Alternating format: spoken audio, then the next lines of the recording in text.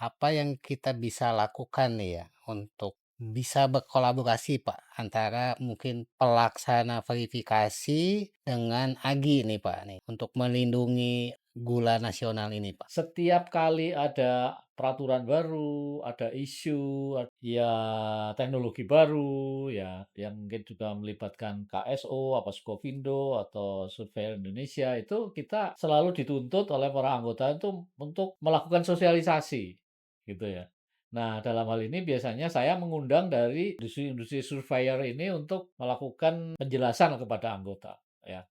Tata laksananya bagaimana, aturan barunya gimana, terus kapan mulai berlaku. Kalau misalnya dilakukan impor untuk raw sugar, kan harus dilihat apa betul bahwa IQUMSA-nya sekian, Ya, bahwa itu raw sugar. Import untuk white sugar atau untuk GKP misalnya ada. Nah, sekarang ada lagi aturan mengenai sertifikasi halal. oh Ya, ya. itu kan juga harus diverifikasi karena ada beberapa negara di luar yang katanya sudah mengeluarkan sertifikasi halal dan diakui oleh Indonesia. Nah, itu kan juga tetap harus diverifikasi. Kalau enggak, ya gimana? Oh, jangan-jangan gula asal-asalan bisa masuk kan rugi.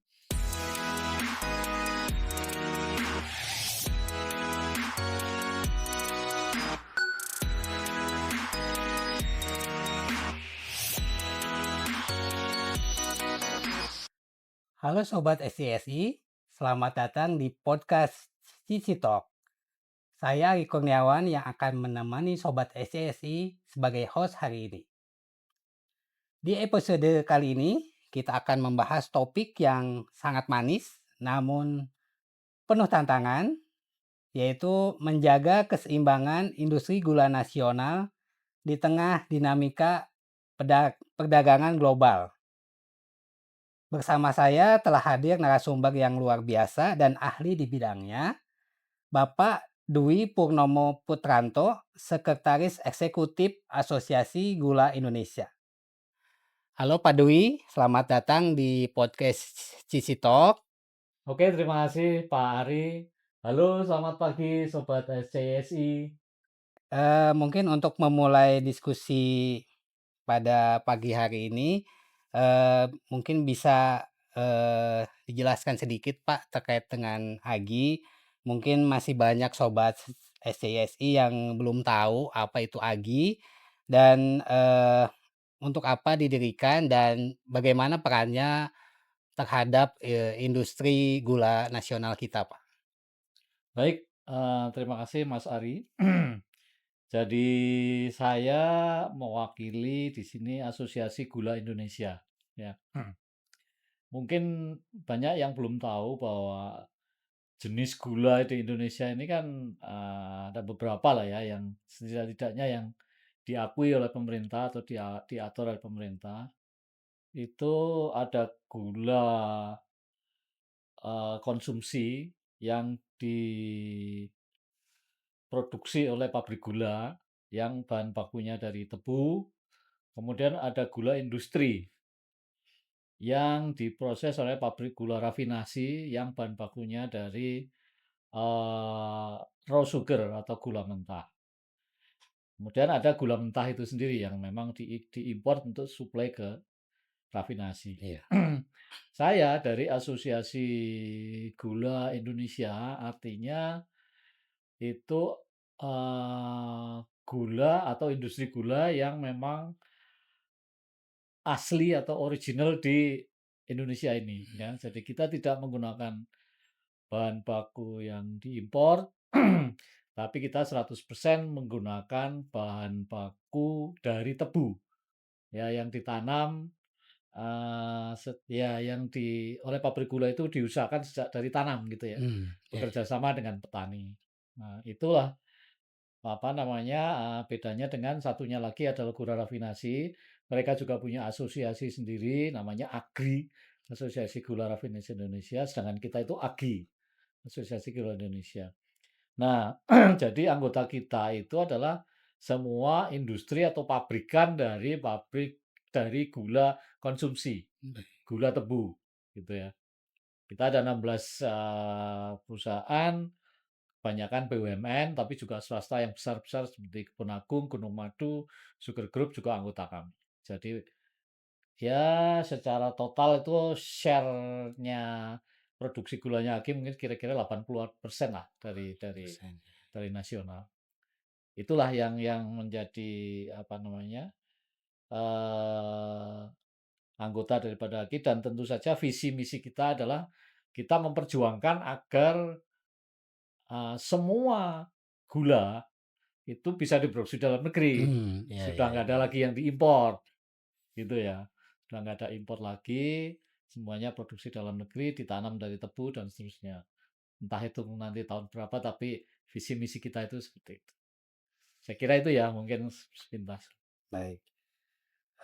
Kalau kita lihat ya Pak, kondisi tahun 2006 ini yang, mungkin, orang bilang, ada isu global segala macam. Bagaimana, terkait dengan industri gula ini Pak? Apakah trennya positif atau negatif Pak? Kalau, secara internasional sebetulnya kalau istilahnya itu, di Asosiasi Gula Indonesia ya, karena kita itu tidak berhubungan dengan bisnis impor gula secara secara masif ya, karena bahan baku kita, dari tebu dalam negeri. Tapi ada impor juga mungkin dalam beberapa waktu tertentu, misalnya produksi jelek gitu ya, konsumsinya kan terus naik, ya memang ada kekurangan-kekurangan memang itu impor gitu. Nah, pada saat sekarang ini yang terjadi, kebetulan import itu sekarang hanya untuk cadangan pemerintah ya, Hmm, jadi nggak terlalu baik banyak, baik. ya. Iya. Tapi ke depan ini, walaupun sedikit ini nanti juga akan terpengaruh dengan, kondisi global ya, seperti sekarang ada perang segala Iya. macam ya, itu pasti ini trennya harga harga harga gula internasional itu ya yang dalam bentuk raw sugar itu sangat fluktuatif sekali. Pada waktu apa namanya, pada waktu kondisi demand, demand tinggi, supply sedikit, terus ada gejolak di pasar dunia ya kan, itu kan, apa, komoditi apa, dikelola oleh bursa komoditi gitu ya. Jadi harga itu kadang-kadang ya ada permainan spekulan segala Mhm. macam. Iya. Itu kalau lagi tinggi harganya itu bisa sampai 27 sen per pon gula raw sugar. Tapi kalau, lagi rendah seperti sekarang ini, awalnya, sebelum perang itu harganya udah turun jadi separuhnya, kira-kira 14-15 sen per pon. Sekarang ini, dengan adanya perang, karena sebagian juga terkait dengan Selat Hormuz gitu ya, Iya. itu udah ada kenaikan lagi gitu loh. Ya kenaikan lagi mungkin sampai 16-17 sen per pon. Belum lagi yang berat, ini karena kurs dolarnya juga Mmm. naiknya bukan main. Jadi itu, ya ada dengan adanya kondisi global seperti ini ya dari sisi impor ya pasti akan mengalami apa namanya, gejolak juga gitu ya. Tapi karena kalau AGI itu kan ya kita kepinginnya semuanya produksi dalam negeri semua, diserap sama gula lokal gitu ya. Jadi mudah-mudahan sih kalau nggak ada impor lebih baik gitu, kira-kira begitu. Oke, Pak Dwi, mungkin tadi ya, tadi mungkin sudah disampaikan bahwa ada gula yang diimpor, gula rafinasi, dan lagi ini lebih ke gula yang di dalam negeri ya, Pak. Nah ini, menurut Bapak nih, apakah ketersediaan stok dalam negeri ini, sebenarnya sudah bisa dipenuhi oleh dalam negeri ataukah memang masih sangat memerlukan, pasokan dari impor? Mungkin tadi ada pada saat kondisi-kondisi yang, tidak apa ya, mungkin ada cuaca atau gimana? Bagaimana Bapak? Ya. Jadi kita mesti harus lihat, neracanya atau kebutuhan apa, supply dan demand-nya ya. Kita itu produksi nasional dari gula ini, gula GKP namanya atau gula konsumsi, itu kisarannya itu sekitar, 2,5 juta ton plus minus ya. Iya. Artinya kalau lagi ada gangguan iklim, ada segala macam mungkin drop sampai 2,3, tapi kalau udah apa, eee, peningkatan minat petani karena harganya bagus gitu ya, Iya. produksinya naik, produktivitasnya naik, bisa 2,7. Jadi kisarannya antara itu. Sedangkan, konsumsi, ya itu sekitar 3 juta. Tapi akhir-akhir ini karena mungkin isu kesehatan dan segala macam, itu sudah turun menjadi 2,8 lah kira-kira. Sementara produksinya tahun 2025 kemarin bisa 2,7. Jadi tinggal sedikit sekali, apa namanya, defisitnya. Dan itu, menurut saya tidak perlu ditutup dengan import ya, masih cukup lah untuk menanggulangi itu. Karena stok tahun yang lalu masih banyak gitu, masih mencukupi. Itu kira-kira jadi posisinya itu ya, kita kayak, impas lah gitu ya, antara produksi dan konsumsi, Mmm. ya. Tetapi ke depan ini pemerintah sudah sangat komit untuk apa, terus meningkatkan program swasembada. Ini kan tidak lepas dari program pemerintah swasembada pangan dan energi kan. Nah, untuk gula ini sudah ditetapkan melalui Peraturan Presiden Nomor 40 Tahun 2023, di mana tahun 2030 itu produksi dinaikkan, baik itu GKP maupun rafinasi, sehingga kebutuhan semuanya itu akan bisa Dipenuhi. dipenuhi. Memang ini challenging banget lah ya, karena kenaikannya luar biasa. Tapi ya mudah-mudahan dengan upaya dari semua pihak ini bisa dicapai dan tentunya dengan kebijakan-kebijakan yang mendukung lah, situ. Baik. Jadi walaupun ada isu global, perang gitu, stok kita masih aman ya, Pak? Untuk tahun ini ya menurut saya masih aman. Kalau terkait dengan ini, Pak, apakah harga gula itu, juga sangat gula lokal ya, sangat dipengaruhi oleh gula impor gitu, Pak? Semakin banyak impor mungkin apakah, stabilitas harga itu terganggu atau bagaimana, Pak? Kalau kaitannya dengan, import, ya kaitannya dengan import yang non GKP ya, ya seperti tadi saya sampaikan, kalau yang gula konsumsi atau gula kristal putih yang dari apa namanya, yang untuk rumah tangga ya, itu kan udah balance lah ya Iya. kira-kira. Nah, memang isu yang terkait dengan apa namanya, gangguan dari import ya terhadap harga gula dalam negeri ya, itu adalah karena adanya, isu mengenai terjadinya rembesan atau bocoran gula import yang harusnya digunakan untuk industri, ya, itu dijual di pasar konsumsi, di pasar-pasar yang untuk gula lokal, yang untuk Iya. langsung diminum itu. Kalau sebetulnya kan, aturan import untuk gula industri itu kan sudah sangat ketat dibatasi, gitu ya. Jadi industri rafinasi itu baru akan mendapatkan kuota dari pemerintah untuk import raw sugar sebagai bahan bakunya dia. Dia akan mendapatkan kuota itu apabila dia sudah punya PO, sudah punya apa ya, order lah dari Iya. purchase order dari industri penggunanya. Ada kebutuhan, dia harus suplai sekian, nah dia bisa mengajukan ke pemerintah untuk apa namanya, import. Nah, tetapi di samping import untuk, apa namanya, industri, makanan dan minuman sebagai pengguna ya, yang notabene kan karena itu perusahaan kan masih controllable lah ya, Iya. PT ini kebutuhannya sekian, kan semua data kan di Kementerian Perindustrian pasti ada itu. Tapi di situ import itu juga, ditujukan atau ada kuota yang ditujukan untuk industri kecil, makanan dan minuman, UMKM gitu ya. Koperasi koperasi yang bikin makanan atau minuman yang ya kan ada itu yang non industri itu, seperti bikin dodol, bikin apa, itu kan juga perlu gula. Nah, itu memang ada alokasi untuk itu. Nah, itu yang kelihatannya akan sulit untuk bisa dipantau, dimonitor, dikontrol, dikendalikan, gitu. Nah, jadi kalau misalnya ada peruntukan-peruntukan yang untuk, bukan untuk industri ternyata sampai merembes ke gula lokal, ya itu yang susah dihindari kalau menurut saya. Tetapi itu kan ada langkah-langkah pemerintah yang membentuk Satgas Pangan segala macam, melakukan operasi-operasi semacam itu. Jadi ya, apa namanya, mitigasinya ya sudah dengan tindakan-tindakan pencegahan dari aparat penegak hukum, gitu loh. Ya, itu yang terjadi seperti itu. Ini terjadi karena apa?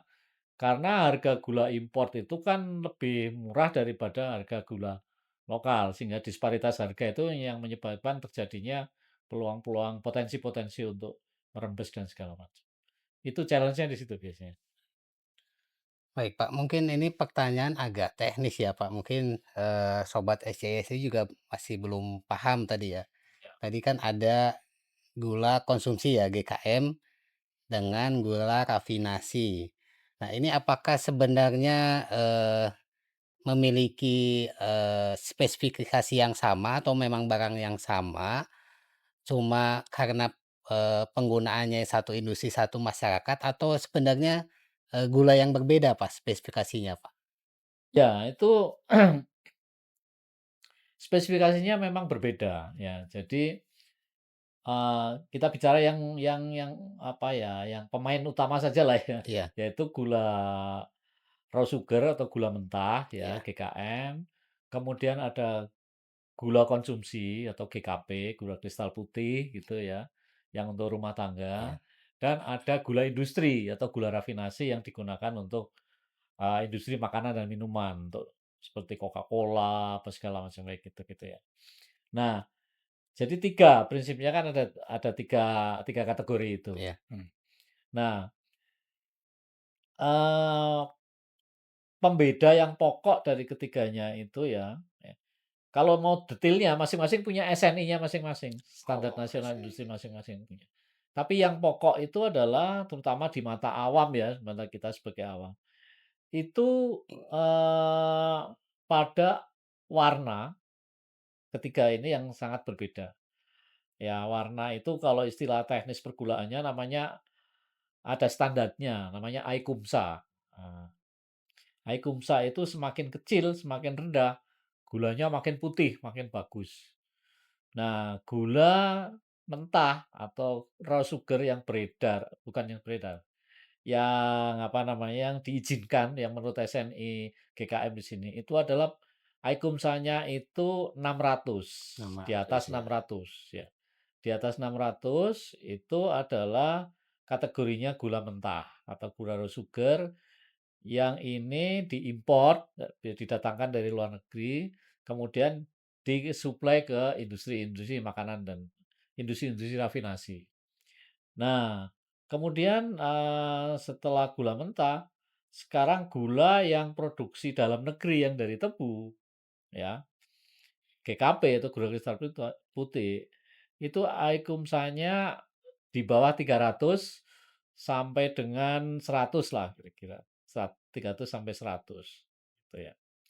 Nah, ini masuk, kategori tengah-tengah lah, yang kita lihat, yang kita minum sehari-hari, Iya, yang iya. diperjualbelikan itu kategorinya ini gula konsumsi.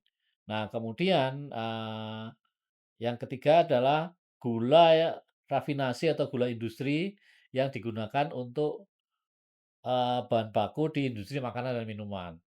Ini yang, paling paling putih lah ya, yang ICUMSA-nya paling rendah, di bawah 75, di bawah 45 Mhm. kadang-kadang, karena untuk keperluan khusus seperti farmasi segala macam itu harus ICUMSA-nya, rendah itu di bawah 40. Jadi semakin rendah dia berarti dia semakin putih, semakin bersih gitu ya, untuk penggunaan yang ya semakin canggih lah, kira-kira begitu. Jadi secara awam kalau yang bergerak di pasar itu adalah, gula yang tengah-tengah ini, gula konsumsi atau gula kristal putih. Kemudian gula mentah atau raw sugar itu gulanya merah, apa, malah coklat, malah udah ya kayak brown sugar di kita Iya. lah, penampilannya kayak gitu. Tapi beda ya, antara brown sugar dan raw sugar itu beda. Penampilannya kayak gitu, jadi itu mestinya kalau mau dikonsumsi harus diputihkan dulu gitu.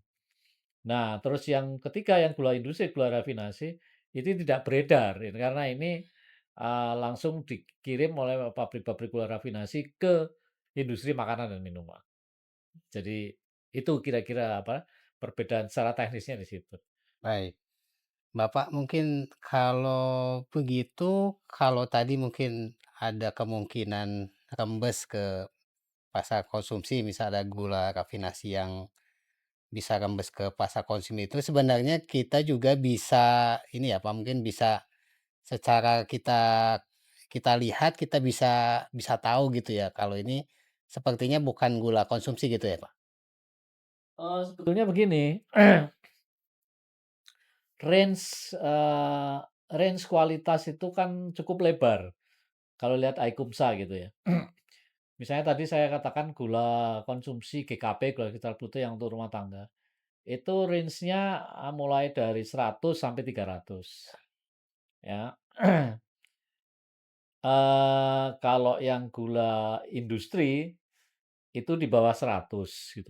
Jadi kalau ada gula konsumsi dengan gula industri itu yang berdekatan aikumsanya, ya itu mata awam akan susah membedakan itu.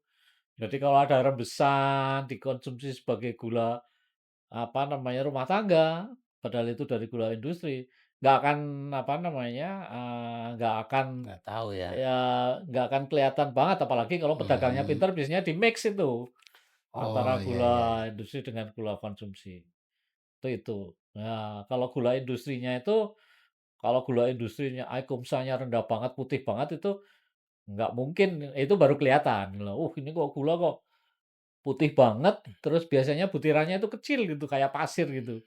Ah, ini rafinasi nih, gitu loh. Kalau itu dijual di pasar konsumsi, mungkin kelihatan gitu. Tapi kalau kalau apa, sudah di-mix, sudah Aikumsa antara gula industri dan gula rafinasinya juga Mmm. berdekatan, ya nggak akan terlalu terlalu kelihatan. Kelihatannya nanti kok harganya murah banget ya, nah, itu baru Iya iya. baru dicurigai lah ya. Ini Baik. jangan-jangan ini gula impor ini kan. Iya iya iya.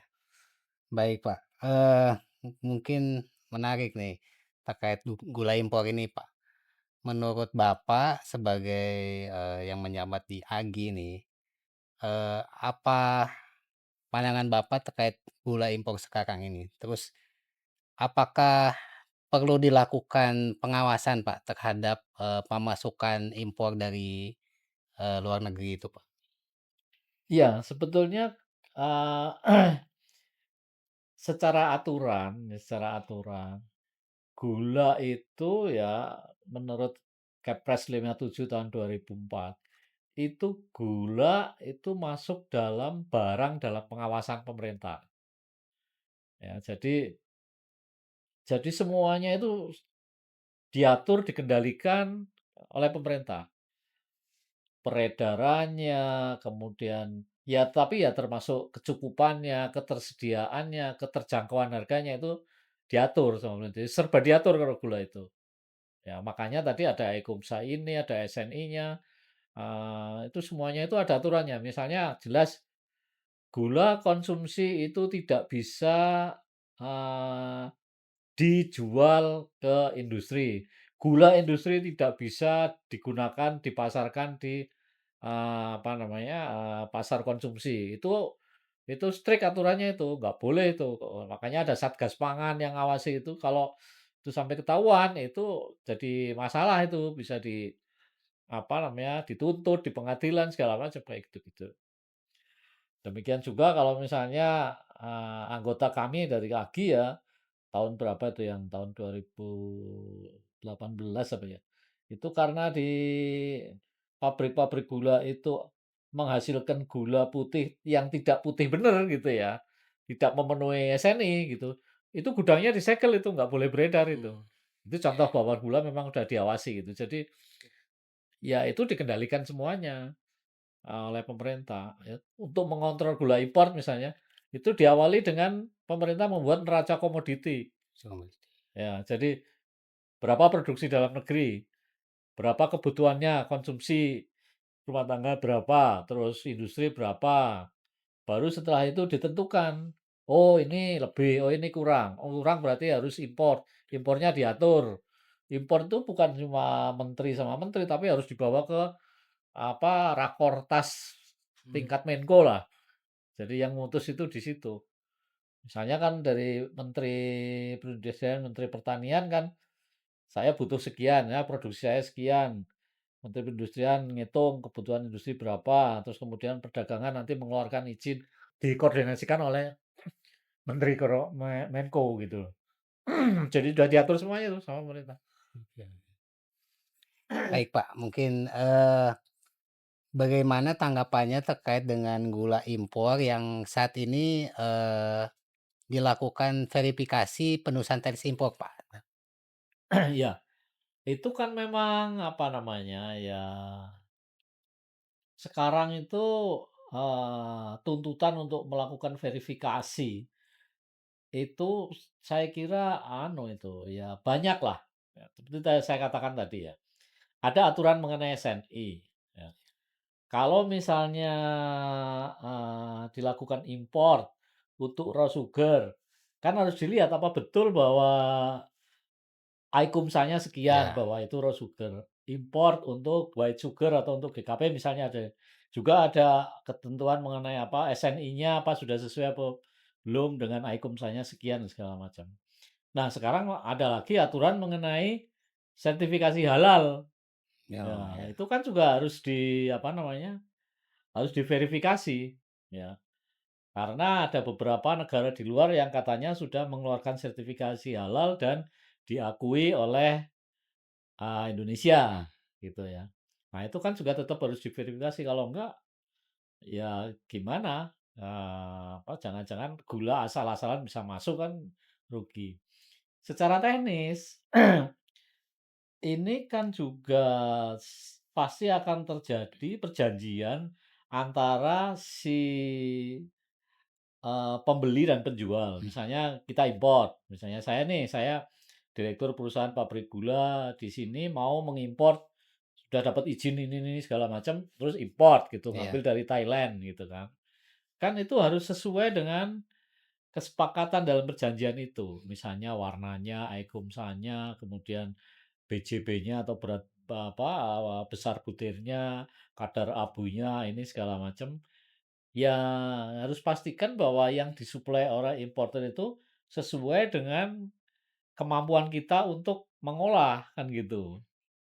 Iya kan, kalau misalnya ternyata gulanya itu nggak sesuai, ya, misalnya saya beli gula putih gitu ya, tapi ternyata di sana nggak dicek, ternyata yang datang gula yang merah misalnya. Saya rugi karena gula itu kan harus saya proses dulu, reproses lagi segala macam, butuh energi, butuh apa, karung, mhm, butuh bahan kimia segala macam. Jadi, ya menurut saya verifikasi itu ya ya harus ya, karena itu bagian dari perjanjian dagang antara para penjual dan pembeli itu.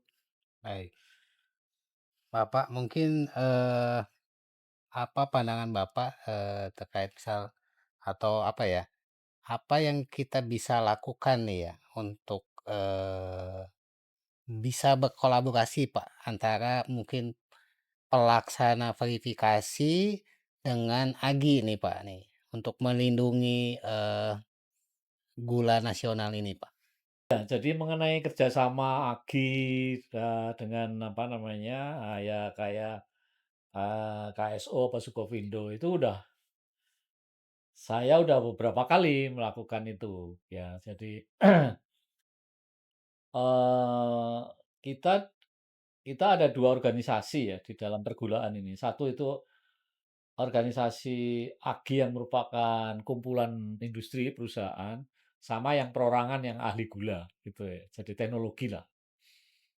Nah, setiap kali ada peraturan baru, ada isu, ada apa namanya, ya teknologi baru, ya yang mungkin juga melibatkan, apa, KSO, apa Skovindo, atau Survei Indonesia, itu kita, eee, selalu dituntut oleh para anggota itu untuk melakukan sosialisasi, gitu ya. Nah, dalam hal ini biasanya saya mengundang dari apa, industri-industri surveyor ini untuk melakukan, apa namanya, penjelasan kepada anggota, ya. Tata laksananya bagaimana, aturan barunya gimana, terus kapan mulai berlaku, kapan harus dipenuhi, kayak gitu-gitu itu. Yang terakhir itu yang saya masih ingat adalah mengenai sertifikasi halal, ya, sertifikasi halal. Ya itu kita, apa namanya, saya sebagai asosiasi ngumpulkan semua, eee, anggota, gitu loh. Dan saya mengundang dari pihak, apa, surveyor atau dari, KSO gitu, untuk bisa menjelaskan, kan di situ termasuk nanti bagaimana mekanismenya untuk, apa, mentaati aturan itu, mungkin diperlukan verifikasi, kan aku ujung-ujungnya kan pasti memerlukan surveyor itu kan untuk Iya, melihat itu. Itu ya boleh dikatakan itu sudah, apa namanya, sudah berjalan ya, sudah otomatis ya, kadang-kadang kebutuhannya dari 2 sisi, kadang-kadang kita mengharapkan dari surveyor juga bisa memberikan informasi ke kita, mmm, bahwa ini ada aturan baru nih iya iya, mengenai masalah, apa, tata cara, tata laksana import, gitu. Nah, begitu kami lihat bahwa memang ini diperlukan oleh anggota, ya kami kumpulkan anggota untuk bisa, biasanya kita ngadakan FGD atau seminar gitu. Itu banyak yang datang itu biasanya. iya iya, Ya, meskipun banyak perwakilan di Jakarta, tapi dari Jawa Timur, dari segala macam, dan itu itu menurut saya, ya kita harus harus, dari kedua belah pihak lah ya. Artinya iya begini, kalau surveyornya juga lebih aktif bahwa menghubungi asosiasi, "Ini ada aturan baru nih," iya kita iya, welcome banget itu kalau dikasih tahu gitu. Meskipun sebagai asosiasi, kami selalu dikasih tahu oleh kementerian terkait, mmm, "Ini ada aturan baru nih mengenai aturan halal iya begini-begini, iya iya, mengenai aturan sertifikasi industri hijau, mengenai," ya gitu-gitulah, ini apa namanya, ya ya kayaknya peraturan pemerintah. Nah, manakala itu menyangkut verifikasi, inspection, dan segala macam, biasanya kami komunikasi dengan surveyor, kira-kira begitu. baik. Bapak Dwi, jika kita lihat kondisi saat ini ya Pak, perekonomian kita, bagaimana prediksi Agi terhadap, industri gula kita 2 3 tahun ke depan ini, Pak? Ya, tadi saya katakan bahwa pemerintah sudah mengeluarkan, eee, Perpres 40 2023 yang mencanangkan swasembada gula di tahun 2030, ya. Diikuti dengan, Kepmenko 418 mengenai roadmap menuju ke sana. Dan yang jelas, kalau kita bandingkan ya, secara potensial Indonesia itu kan negara besar ya.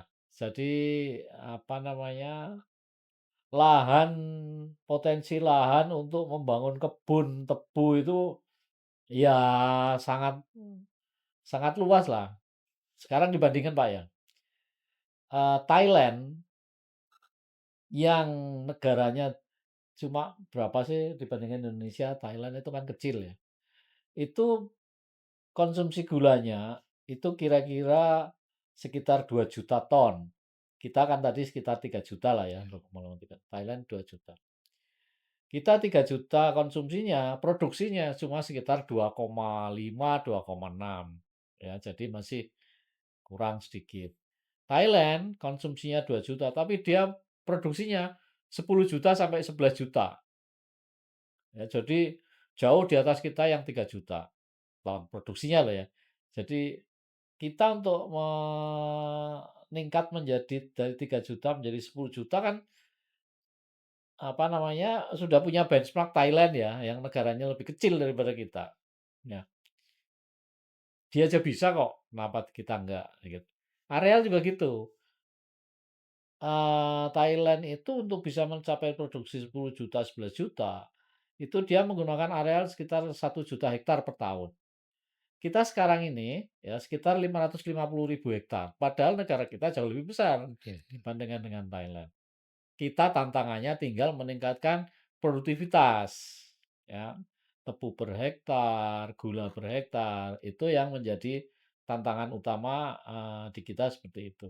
Jadi itu yang harus kita kita garap lah istilahnya dengan lebih serius agar supaya produktivitasnya meningkat. Tapi ya dari segi potensi sih, ya menurut saya sangat sangat memungkinkan gitu, sangat potensial.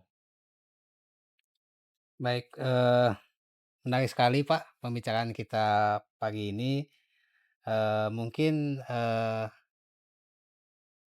ada pesan Pak, dari Bapak mungkin untuk, sobat SCSI di mana saja, juga buat, mungkin buat pemerintah atau stakeholder yang berkaitan dengan, gula ini, agar industri gula ini, bisa lebih kuat dan tangguh, Pak. Tadi mungkin kalau Bapak tadi sudah sampaikan supaya bisa gula di Indonesia itu dipenuhi oleh Indonesia sendiri, bagaimana, Pak? Iya, kalau yang kaitannya dengan apa namanya, peran-peran, inspection, survei dan sebagainya tadi kan telah saya sampaikan sedikit di muka ya, yang penting kita kolaborasi lah, saling menginformasikan. Kalau saya dapat informasi dari kementerian, saya membutuhkan, ya mohon nanti bisa direspon lah ya, kira-kira apakah, bisa membantu kita untuk melakukan sosialisasi segala macam. Eee, Demikian juga kalau dari via surveyor itu, dari masyarakat surveyornya itu ada informasi aturan-aturan baru, kita dikasih tahu gitu ya.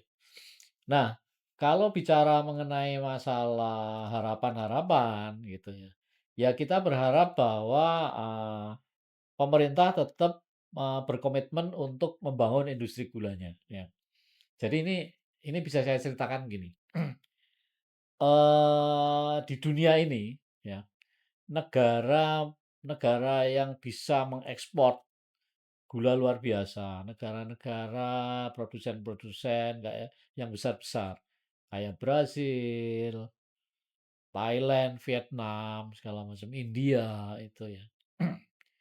Itu mereka itu memberikan support dan dukungan yang sangat besar kepada industrinya, ya. Sedemikian besarnya kayak seperti Thailand, itu sampai dia itu digugat Hmm. oleh negara produsen yang lain yang tentunya ini menjadi kompetitornya dia di pasar kan. Ini Thailand kok bisa memproduksi gula sedemikian besar, sehingga harganya bisa sedemikian murah, kenapa kok saya kok padahal kinerja saya sama dengan dia. Misalnya di tempat saya itu, produktivitasnya sama, efisiensinya sama, harga energinya sama, harga tenaga kerjanya sama gitu. Tapi saya nggak bisa bersaing dengan Thailand misalnya. Itu mereka saling gugat-menggugat dalam, WTO itu. Oh ini karena mereka melakukan subsidi gini gini gini gini, ya itu sampai mereka melakukan riset itu, subsidi apa segala macam. Nah, itu semua negara yang seperti itu tidak hanya dilakukan oleh Thailand saja, yang melakukan proteksi terhadap industri gula dalam negerinya, ya. Jadi, Thailand itu sampai ngatur bahwa kalau produsen gulanya dia menjual gula di pasar dalam negeri, harganya itu tinggi, gitu kan. Hmm. Misalnya 1 kilo misalnya 12.000 gitu ya. Tapi kalau dia itu gulanya itu diekspor ke dunia, itu harganya Ada. lebih rendah gitu. Jadi kayak dumping namanya ya. Itu Ya. di dalam industri gula itu, negara-negara dunia melakukan praktek semacam itu, proteksi dan subsidi, itu sudah biasa, sudah wajar karena memang mereka juga sama dengan kita ada unsur petaninya di situ gitu ya, sehingga harus disubsidi segala. Nah, kita harapkan juga kebijakan pemerintah, untuk yang hal-hal semacam itu, proteksi dan subsidi itu tetap, konsisten untuk dilakukan. Sekarang ini udah dilakukan, misalnya dengan cara menjamin harga minimum gula, itu kan dengan adanya Bappenas ini kan mereka menetapkan bahwa harga pembelian gula di tingkat produsen itu ditetapkan, tidak boleh lebih rendah dari sekian, 14.500 yang sekarang berlaku. Jadi, itu adalah harga, acuan pemerintah untuk pembelian gula di tingkat produsen. Tapi kan bukan cuma itu saja, demikian juga hal-hal yang lain. Sekarang sudah ada subsidi bongkar raton, sudah ada pupuk, itu sayangnya sebagian mungkin mulai dicabut gitu loh. Ini yang kita harapkan, ya janganlah ya, terus petaninya juga harus diproteksi, industri dalam negerinya juga harus gitu ya. Supaya ya kita makin lama harus, makin berdaya saing dan bersaing dengan negara-negara lain. Itulah harapan dari kami selaku asosiasi industri. Baik, sobat SCSI, demikian menarik sekali pembicaraan tentang gula ini, Pak Dwi. Kami ucapkan terima kasih atas waktunya. Semoga diskusi ini bisa bermanfaat luas, memberikan wawasan kepada kami, sobat SCSI maupun masyarakat luas. Eee, saya Ari Kurniawan, Pak, pamit undur diri, sampai jumpa di episode SCSI Talk berikutnya. Ya, terima kasih.